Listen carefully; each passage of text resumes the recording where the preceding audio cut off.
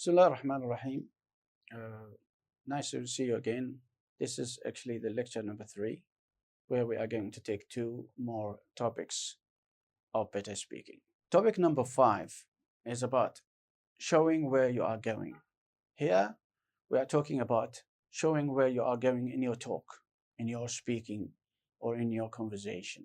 Have you ever listened to a presentation, lecture, or talk in English? Did you find it easy or difficult to understand? Because sometimes people, they just talk without giving any sign to the listeners where they are going in their talk. That's why sometimes you find people just talking and all of a sudden they stop talking and said, this is the end.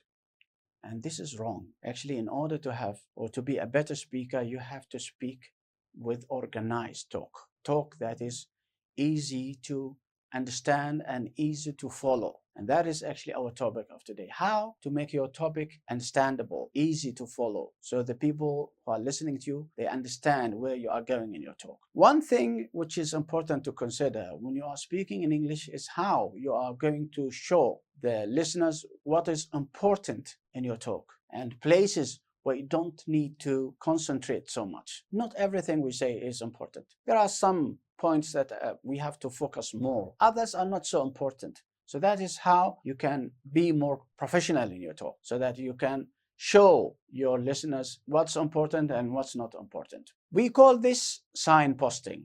This is the term of this topic, signposting. So what's the meaning of that? Is showing how the information is relevant to the talk. And it's an important feature of spoken English, how the information is relevant to the talk. That means you try to use some kind of expressions to tell the people about the end of your talk, or that you are turning into a new point of view. You are turning into a new idea. You are giving a contrasting idea. And this is exactly what we are going to show you next. How do you recognize signposting? First, let us have, as usual, an extract from interview with Stylus. Is a person who is the owner of the EasyJet airline company in Britain.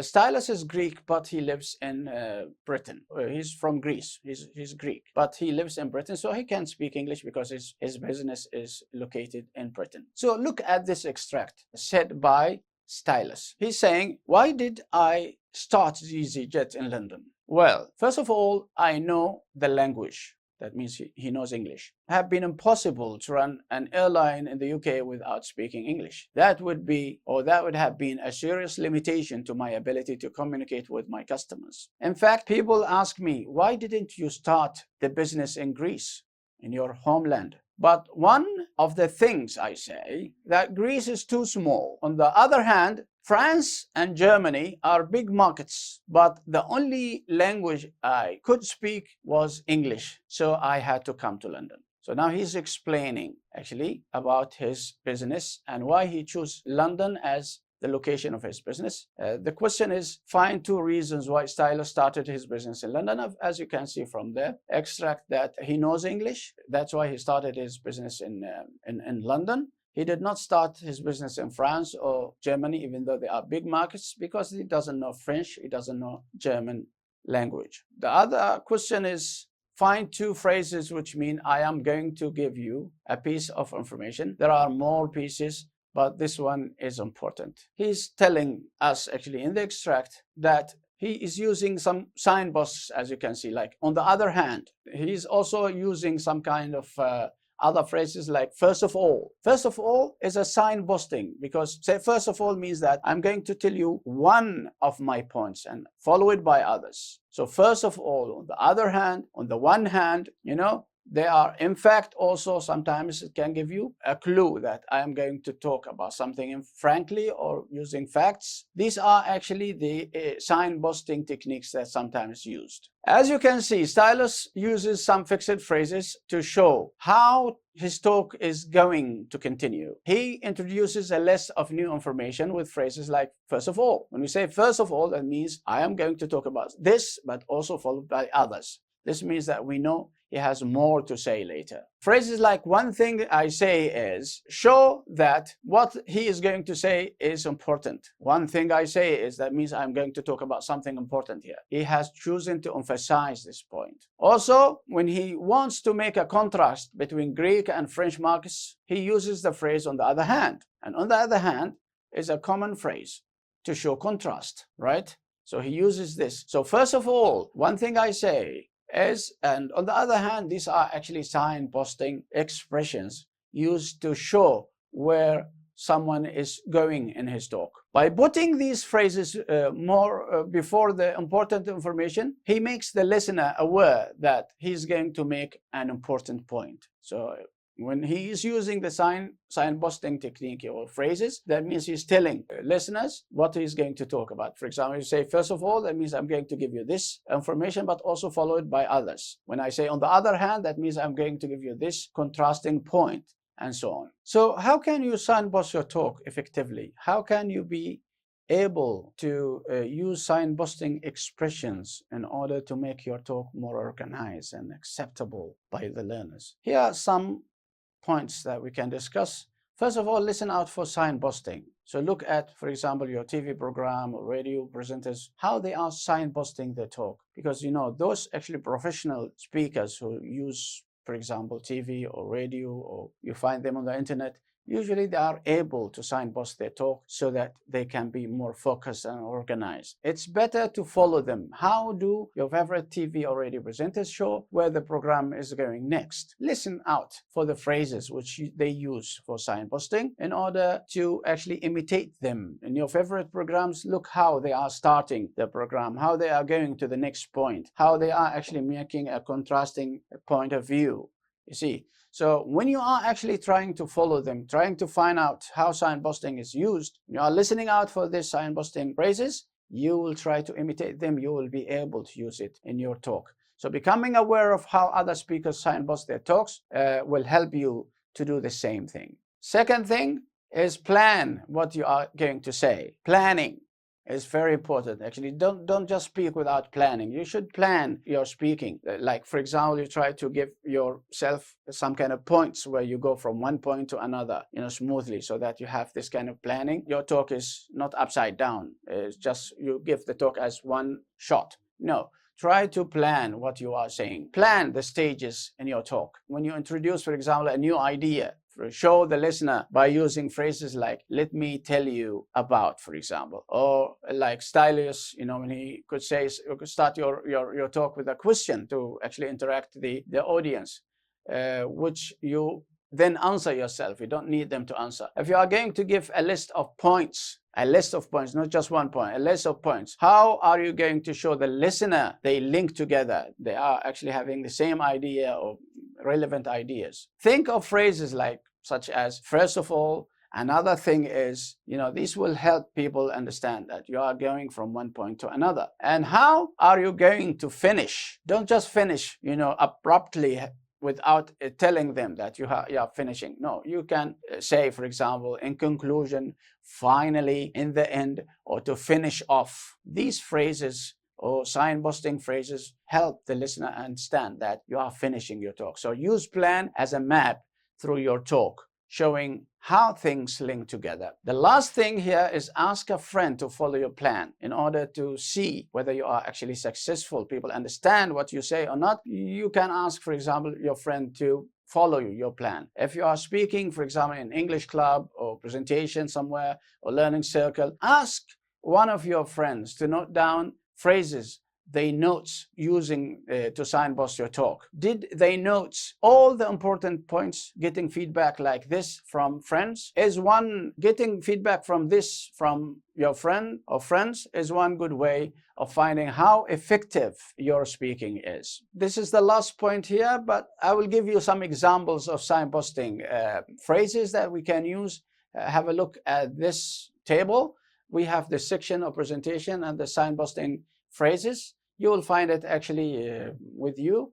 For example, you are introducing a topic, you can say, the subject of the topic of my talk is, I'm going to discuss or to talk about blah, blah, blah. If you want to overview or outline the presentation, you can say, I'm going to divide my topic into 4 parts, or there are a number of points I'd like to talk or to make, and so on. If you are finishing a section, you can say, that is all I have to say about this, or we have looked at this, or so much for that. and so on. If you are going to, for example, start a new section, you can say moving now to, or turning to, and so on. If you are analyzing a point or giving recommendations, you can say, where does that lead us? Let us consider this in more details, and so on. If you are giving examples, you can also give these signposting phrases like, for example. A good example of this is, or as an illustration, and so on.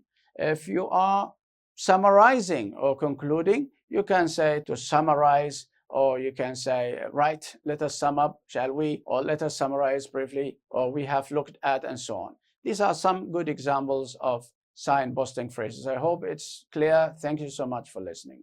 Hello again. Now we go to unit number 6, or topic number 6, and topic number 6 talks about keeping the listener interested. It's very important to actually be careful about the listeners, the audience who are listening to you. If they are not interested in your talk, of course, you are doing nothing. You are having a failure kind of interaction with the audience. So that's why it's very important for you to become a better speaker, is to be able to keep the listener interested all the way you talk. How can we do that? Let us see what's the secret of being an interesting speaker. Actually, not anybody speaking is the same. You'll find that some of them are very attractive, some of them are, captivating your feelings, captivating your mind. You want to listen to them, you enjoy listening to them. While some others, actually, they don't like to listen to them. You are not interested in their talk because maybe their style or there is some factor that is not really nice. So how to keep the listener interested? That is, inshallah, will be the topic of this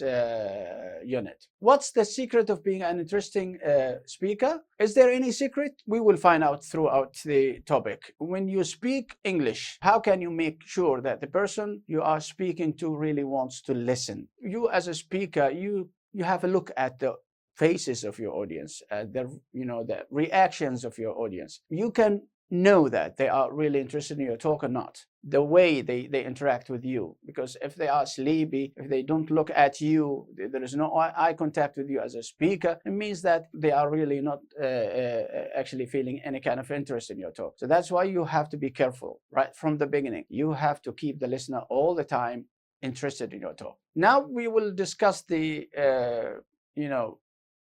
Richard Hollis comments. And Richard Hollis is an expert in speaking and in communication skills. He's a British expert in communication skills. He's talking about a speech made by Kofi Annan. And Kofi Annan was actually the former Secretary General of the United Nations. And he's from Ghana, he's African, but he speaks English very well. And when you listen to actually Kofi Annan, you want to keep listening to him because he is actually very attractive. Even though he's not a native speaker of English, but he is very attractive. So now we will try to show you a video of how Kofi Annan is keeping us interested all the way he talks. You can have a look at the video now. The world that I'm working to create is a world that should be of interest to all of us. I'm working to create a world that is stable, that is peaceful, where we as human beings realize that we cannot consume the resources of the world the way we are doing, as if there is no tomorrow. It's going to be a disaster for our children and our grandchildren. The farmer knows instinctively that if you take something from the earth today, you have to put something back to be able to return to harvest tomorrow. Somehow, when we move to the city, we lose that instinct. We need to create a world that is equitable, that is stable, and a world where we bear in mind the needs of others and not only what we need immediately.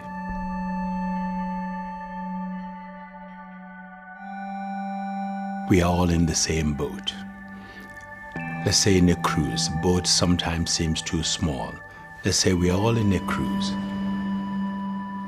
Some may be in the best suites in the boat. or this may be in a little dinghy hole somewhere. But if the ship begins to take water, whatever end of the boat you are, whatever your accommodation, we are all at risk.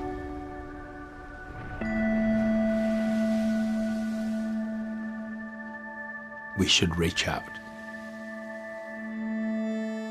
and work in partnership with civil society, with the private sector, with foundations, for philanthropies, focusing on the need of the individual. Yes, states are important and their concerns are important, but at the end of the day, it is the citizens and the individual needs which are important. Huge problems like genocide begins with one individual, the humiliation of one individual. And so the focus on individuals and people is the right one. And if we work in partnership and we all do our little bit collectively, we will make a giant contribution.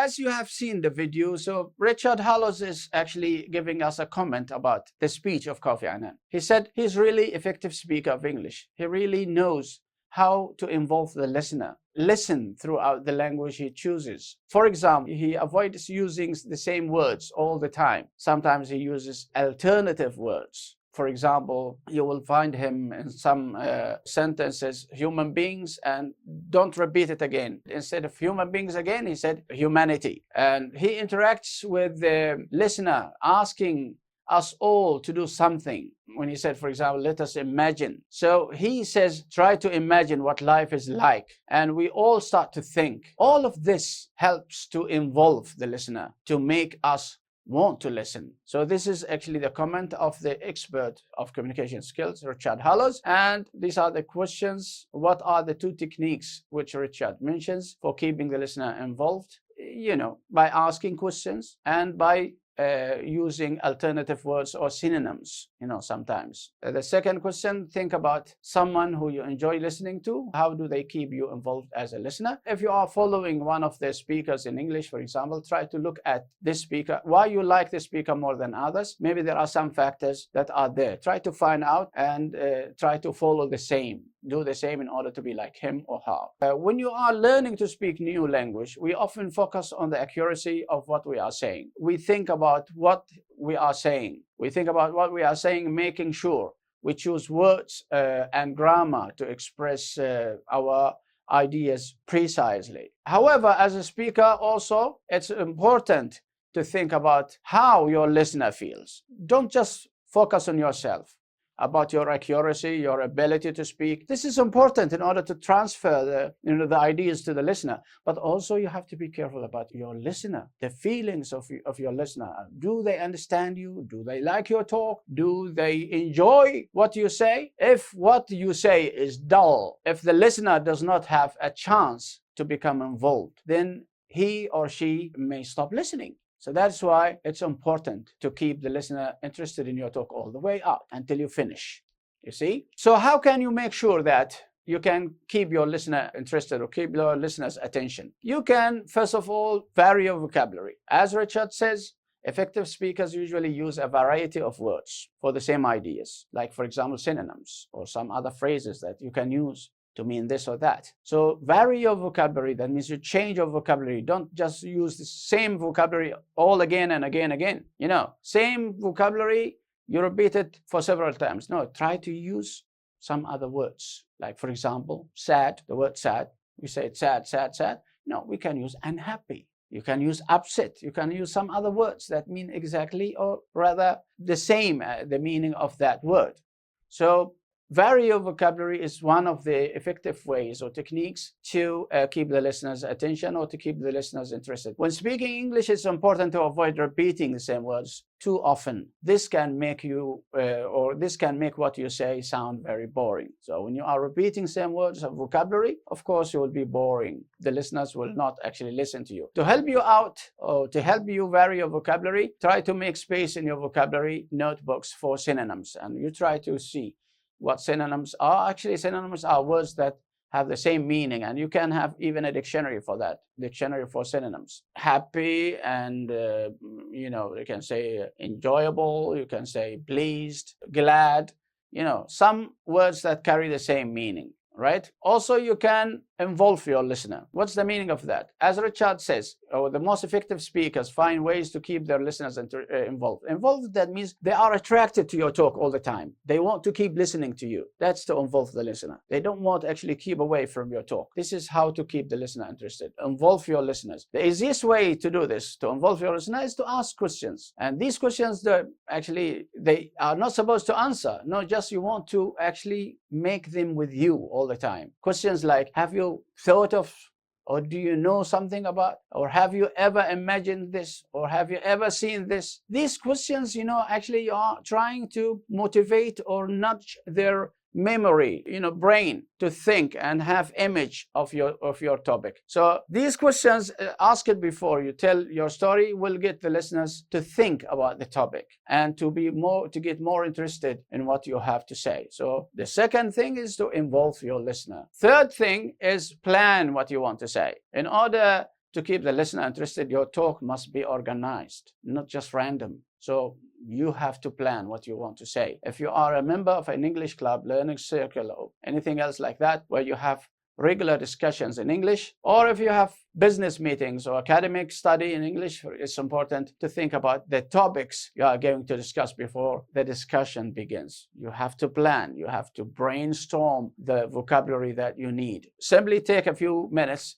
to remind yourself of all the words you know about the topic. You could brainstorm vocabulary, and brainstorming vocabulary, that means to collect the vocabulary that you need for this topic, so that when you speak, you already have the words in your mind. So brainstorm your vocabulary with a colleague or another club member. Then when you discuss, or when the discussion starts, you will have the stock of words ready to use. So you'll be able to speak and all the words are already in your mind. That is about how to keep the listener interested. I hope you understand this topic. Thank you for listening.